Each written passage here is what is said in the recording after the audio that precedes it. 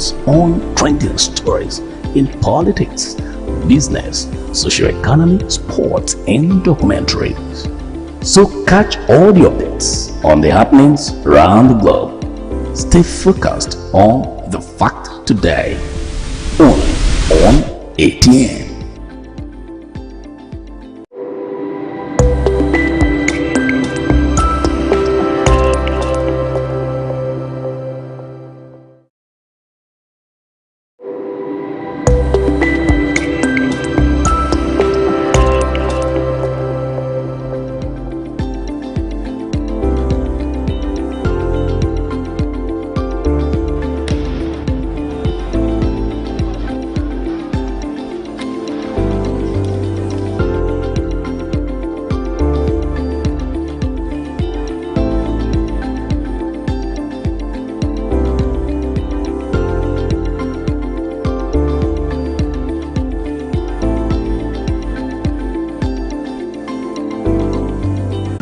From the lines across the ocean to the land beyond the mountains, through the Sahara, we bring on sport news, live analysis, expert discussions on trending stories in politics, business, socio-economy, sports, and documentaries. So catch all the updates on the happenings around the globe. Stay focused on. All right, welcome back. It's Sports Extraordinary on our Atlantic Television Network. I have Emmanuel Mike here in the studio. Of course, we have so much to talk about, starting with Paris game. Mike, it's a beautiful evening here. Welcome to the show. Yeah, good evening to you, Tempo, and good evening to our viewers out there.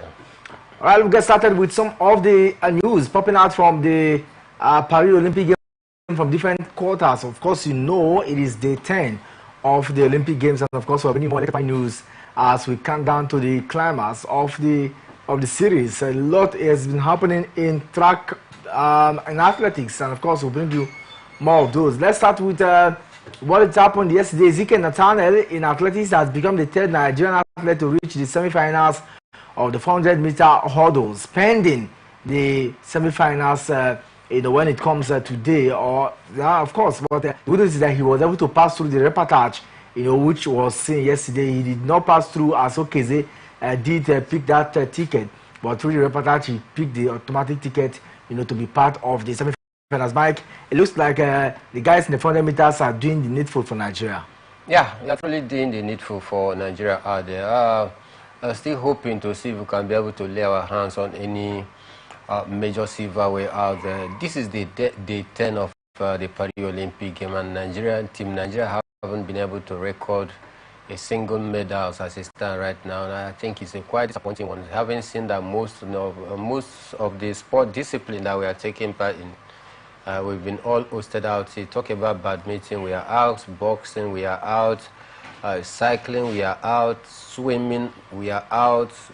So I think the only hope for us is only on the track and field event, and it's a nice one to see that at least most of the names are beginning to live up to the expectation, making it through to the next round of the 200 meter. I think it's an impressive one. Let's hope that at least we'll get to take something home from this very one. We're going to take something home. While we saw, of course, Chidi Okeze, who qualified automatically to the semis, from the heat the other day, he could not make it, and it looks like somehow a lot is at stake if you must get to the finishing line. Of course, he finished 5th in that particular one, and he cannot go through. Chidi Okeze, one would have expected him to at least pick a ticket, to go through to the next stage, but that was not to be seen. Yeah, not an easy group he found himself. Coming up against some of the best leg in the world, I think he find it very difficult, to finish very strong. He started on a very good footing, but then the finishing line it was always the problem for him. But then, I want to say yes, he had his best timing ever since the history, but then his timing wasn't good enough to help him go through in this very one. Like I say, I think the abysmal performance of our team so far continues. And of course, we hope that that narrative will be changed soon. But Samuel Ogazi did book a place for Nigeria in the 400-meter semi-final event, and looks like he will be flying the flag of Nigeria. True. I think for Samuel Ghazi, his first Olympic outing, making a name for himself, very impressive one, becoming the third Nigerian to also achieve that feat after 12 years down the line, and also after 1984, when a Nigerian also did that. I think for me, he's been able to also make a name for himself, thereby etching his name in the annal of history as a third Nigerian to also get this far in any Olympic tournament. Let's hope that he can build on this confidence going forward to see if we can be able to at least, win something.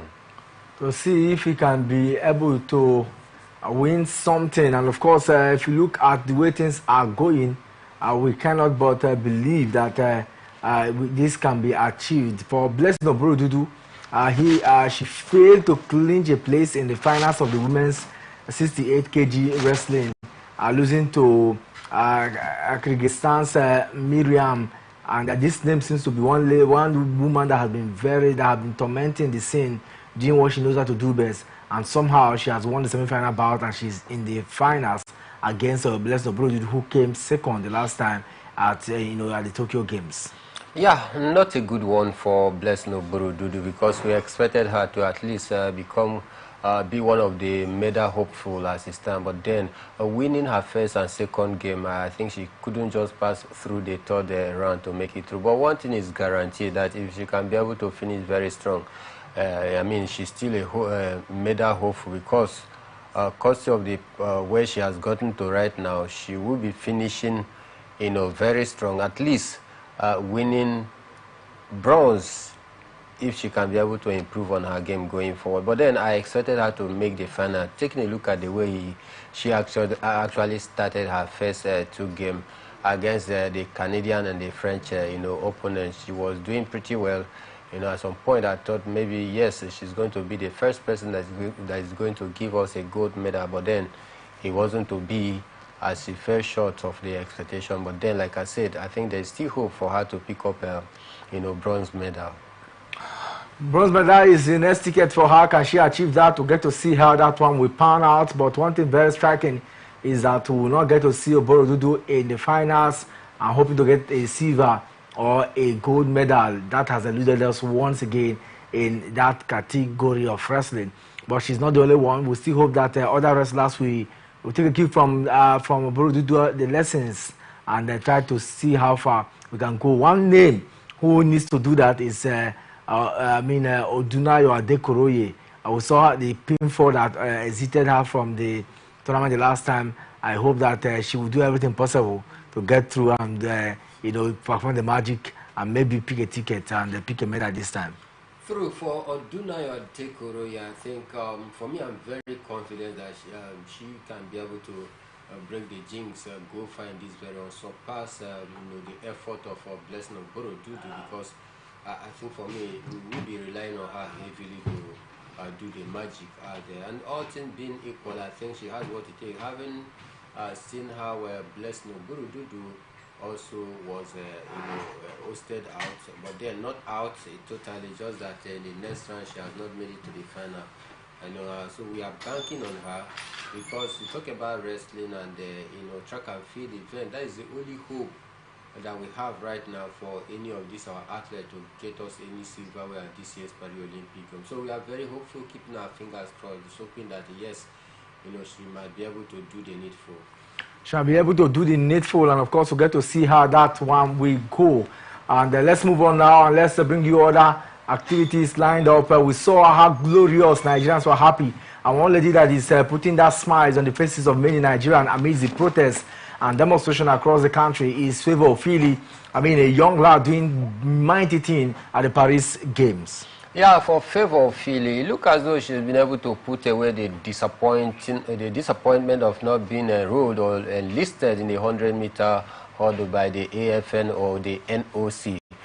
She has been able to put that for the moment behind her to focus on the challenge, and that challenge is to see if she can be able to at least finish very strong in the 200-meter, because as it stands right now, she's given everything needed to be given on the track out there to ensure that at least she proves so many bookmakers wrong. And that is why I was not very, very happy when we learned that she wasn't going to take part in the 100-meter, because taking a look at her performance in the 200-meter, one want to say if she had been enlisted for the 100-meter, maybe, just maybe, she might have won silver or even gold in the 100-meter. But then I think sometimes they say some disappointment are blessings, which for me, I do not want to always agree to that. But then you look as though the disappointment of not taking part in the 100-meter, she has been able to channel the effort down the 200-meter as it stands right now, to see if she can be able to at least put smiles in the faces of Nigeria at this trying time where the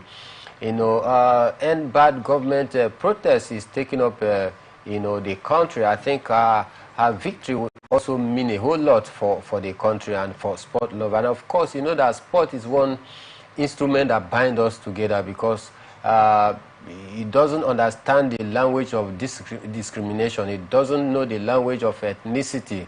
So for me, if she get to surpass her achievement in the previous, then there is hope for us. Taking a look at the way she's going, very impressive, and I must say very commendable, because naturally you would have thought that maybe the disappointment of not taking part in the 100-meter will mentally break her down, but then she has been able to stand strong and absorb the mental pressure and moving on. Under pressure, move on. And of course, we also saw what has happened in the long jump, and I can authenticate that for the first time in the history, Nigeria have qualified for the final of women's long jump at the Olympic game. This is spectacular, and also increases the chance of Nigeria getting to win a medal. It will be very, very tough if Nigeria don't get to win a medal in long jump. Yeah, I think for me, out of the 12 finalists, 3 are Nigerians. So invariably, there is no way you tell me that these 3 out of 12 cannot at least lay hand to any trophy out there. It would be the greatest and the highest disappointment for us. And this is a history-making one for them. Elias of Onochogo, Brume, Osoro also making it through. These are the likely names, especially for Osoro and Brume. We definitely expect them, to bring something positive to the table. So for me, I think I'm very happy, that we made a record for ourselves. Going forward, I expect them to see very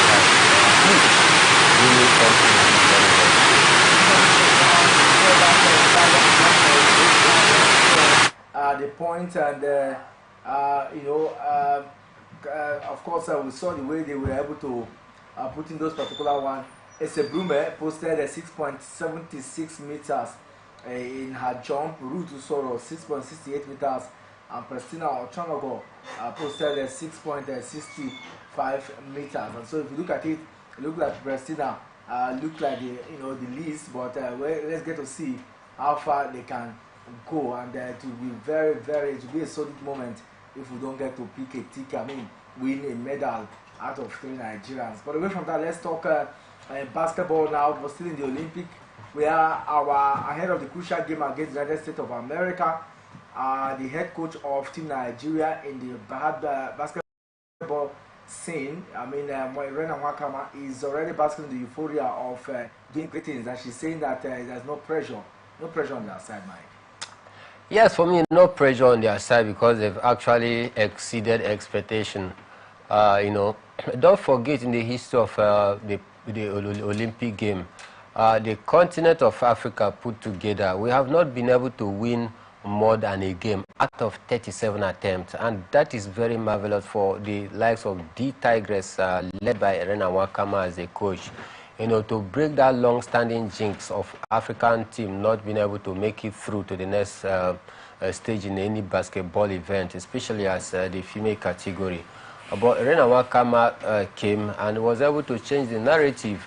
So for me, I think they are not under any pressure whatsoever, because take a look at the quality of opponent that we were paired up against. Nigeria is ranked 12th in the world.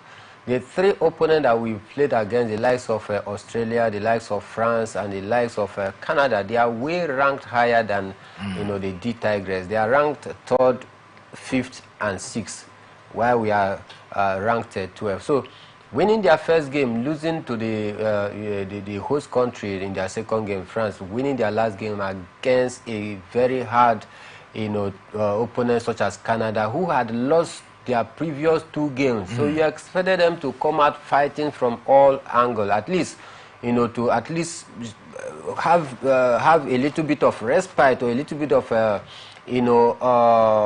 like call it favor on the side of their supporter, because coming to the Paris Olympic game, losing 2 straight games, and your last game that was supposed to serve more like a morale booster for it not to be an embarrassing outing against the D Tigers, where most people expected them to at least get that victory.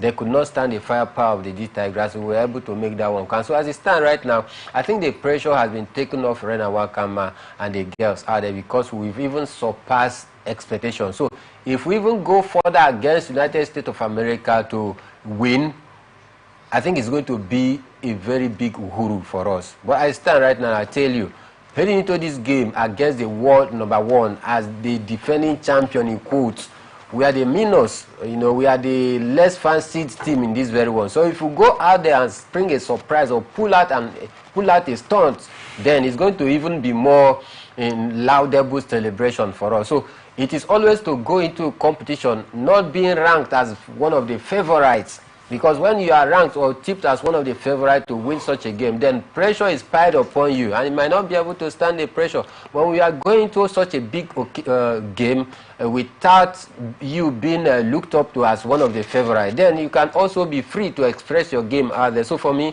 I think just like she has said, there's no pressure going to the game against United States of America, because everybody knows, going by the ranking, going by achievements, of course, you know that they are the defending champion.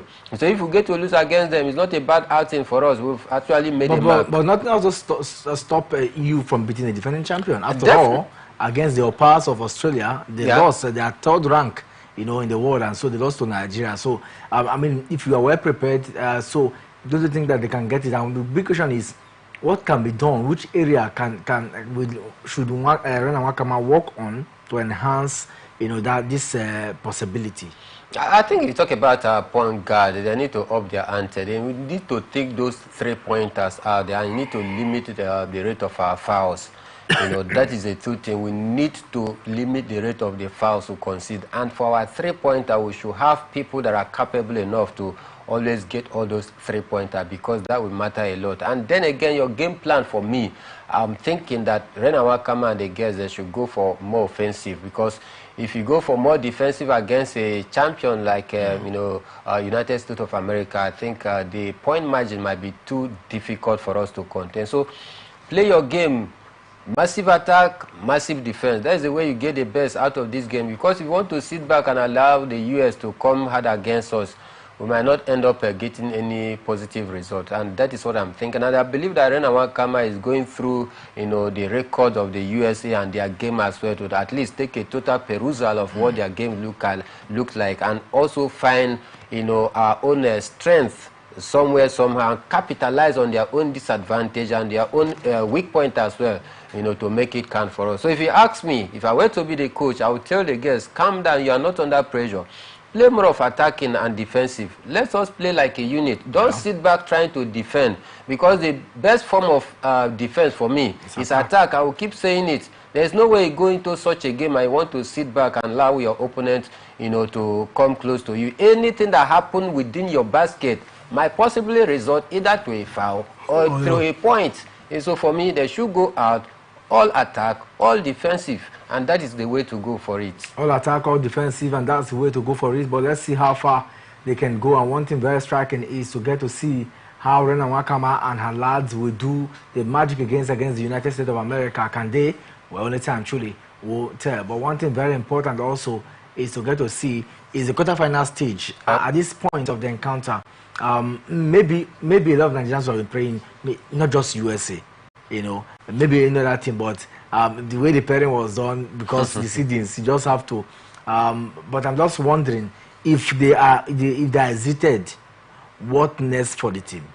These guys apply their trade out there as well, so you find it very difficult, very easy to harmonize between themselves, and also exchange ideas, crossbreed their own tactics as well. Add to what she has learned from the university out there, and also improve the level of play from these players out there. And that is why we are seeing this love and synergy that is existing between the players, and the coach as well. And a coach that truly understand what it means. At age 32, some of the players as well are the same age level, the same age bracket with the coach. Like likes of isn't it Carlo is 32 as well. So if you see the harmony that coexists between them, but then there is still a balance where you can be, where some of most of the players accord the coach her own respect as a coach, but then you discover that they have a good harmony among themselves, and that is why it is working for us. So I'm thinking at the end of this competition, that level of harmony, that level of partnership, that level of synergy should continue to exist between the coach and the player. And by so doing, I tell you, Africa, we've conquered Africa. The next outing, it should be for we going for the gold medals. And another challenge in that is when Wakama is not based here, so obviously her attention will be getting. If you can make your way outside. Many of the players are home based.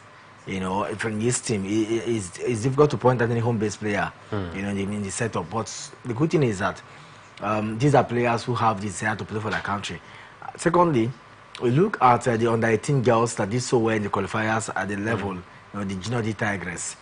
You start thinking, what are the things that can be done? If it was in another time, we would say, home base. But because Morena Wakama is somebody who was home base, we knew how she, transcended to where she is today. It's difficult to really make such comment because she's really displaying that it's not about being home base. It's about getting the right eggs in the right hole. Yeah, for me, I think most of the players in the D Tigress, they are broad-based, but don't forget they also started from the grassroots here. So before they made their way out there, the under-19 that is doing pretty well so far. I think we can also help them to grow and achieve their aim, because you must start from somewhere. And that's why the NBBF comes in to organize, quarterly program for them, annual program for them, regional program for them, so that to keep them going, and that is the way you get to harness this talent. Not after this under-19 championship, we discover that no attention is being paid to them again. When next we remember them is probably maybe the next under-19 championship is out. That is why we begin to look for some of these players. And if you don't have the financial muscles or the connection as part of this under-19, you might not even get to cross the shores of Nigeria to say you want to go ply your trade in a foreign land. You still remain here, playing here, and nobody knows you, nobody cares for you, and that is how your talent will die naturally. So a lot of work needs to be done by the NBBF if we truly must be able to get the better out of the huge amount of talent that we have here in the country. Right, with that now, we're going to short break. When we come back, we'll head straight to football matters, and we'll start with the Nigerian Football Federation making tough claims against Randy Wajom. Don't go anywhere. This is Sports Extraordinary on Atlantic Television Network. The fact today, only on ATN.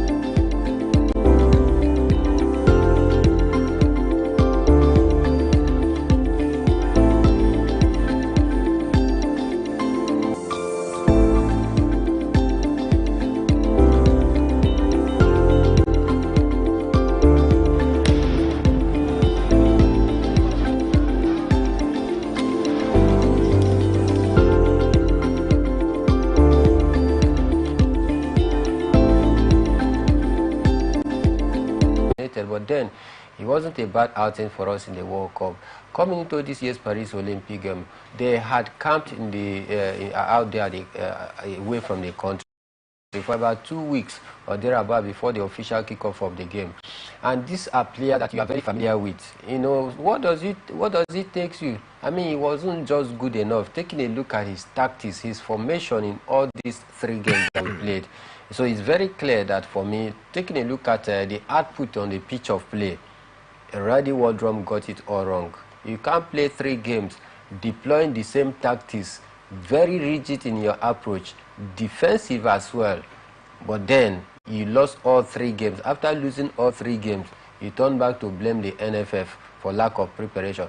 Do you know that it took Rena Wakama less than a month where she was appointed as the coach of the D Tigress? She has less than 2 weeks to prepare the girls for the Afro Basketball Championship, but yet she never complained. She went there and we won. Maybe the cases, the scenarios are different. There's nothing different about this. No, because you want to argue that when Wakama was not known, so the other person doubted even her capacity, her capability to bring in, you know, good fortunes and good tidings to the side.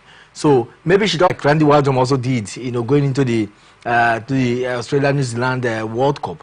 And we saw clearly after the whole topsy-turvy and issues and all that, every person applauded him, even if we hesitated at the round of 16. In this scenario, I think the difference might be, like he said, he should have done so well, no doubt. But look at football training.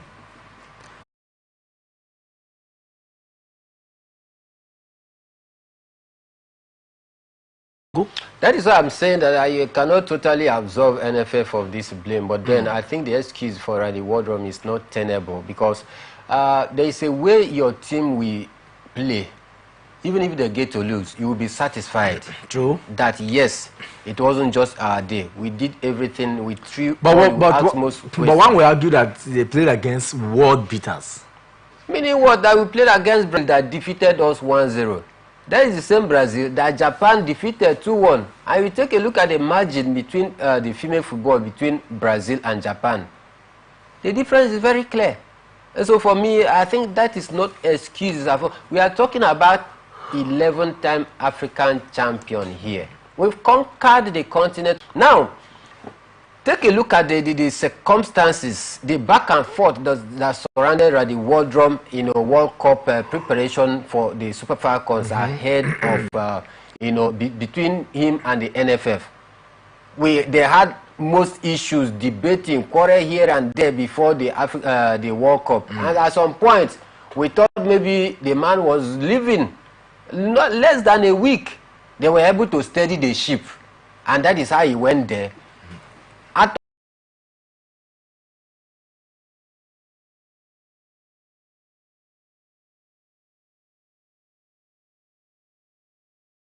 To be filling his CV with the Nigerian job. Well, you may want to say so. Why? Because like he said, from the angle of he's relatively known as a coach. Some coaches need women football to, you know, excel. And when you coach a club, a team as beautiful as Nigeria, and get them to the level of global prominence, even if they have. It builds your CV naturally for future jobs. True. He's using Nigeria as a, you know, a window shop to build his CV, because nobody knows him, for me, in terms of women football. Coaching a team out there in the United States,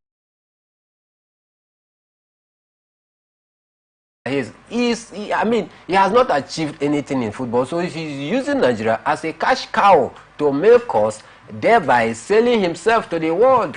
And then one thing very striking is when you look at teams like the USA, look at the quality that they bring in. One begin to also question the recruitment pattern of the NFL. Which fortune to